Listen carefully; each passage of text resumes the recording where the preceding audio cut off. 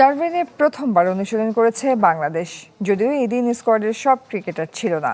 মারা ক্রিকেট গ্রাউন্ডের প্র্যাকটিস ফ্যাসিলিটিসে মুগ্ধ ক্রিকেটাররা। দীর্ঘ ভ্রমণের পরও বিশ্রামের যথেষ্ট সময় পেয়েছে দাবি তাইজুল ইসলামের।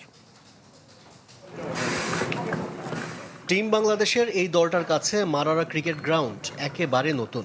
কখনো কোনো ফরম্যাটে ডারউইনের মাঠটিতে খেলার অভিজ্ঞতা নেই নাজমুল শান্তদের। প্রথমবার অনুশীলনে নেমে বাড়তি রোমাঞ্চিত টাইগাররা। ঢালাইয়ে দৃঢ়তা, নির্মাণে নিশ্চয়তা। প্রিমিয়ার সিমেন্ট, ঢালাইয়ের রাজা। প্র্যাকটিস ফ্যাসিলিটিস মুগ্ধ করেছে টিম বাংলাদেশকে। প্রথম দিন স্কিল ট্রেনিং এর পাশাপাশি ফিটনেস নিয়েও কাজ করেছে ক্রিকেটাররা।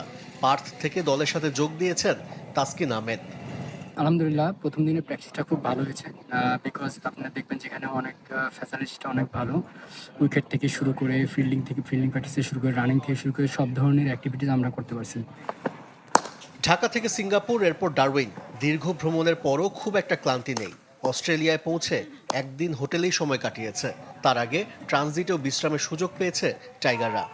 জার্নিটাও ভালো ছিল, বিকজ আমরা আসার সময় একটা ট্রানজিট পাইছিলাম। ট্রানজিটে এনাফ রেস্টের একটা বিষয় ছিল, তো আলহামদুলিল্লাহ ভালো হয়েছে। বুধবার স্কোয়াডের সব ক্রিকেটার নিয়ে অনুশীলন করার কথা টিম টাইগার্সের।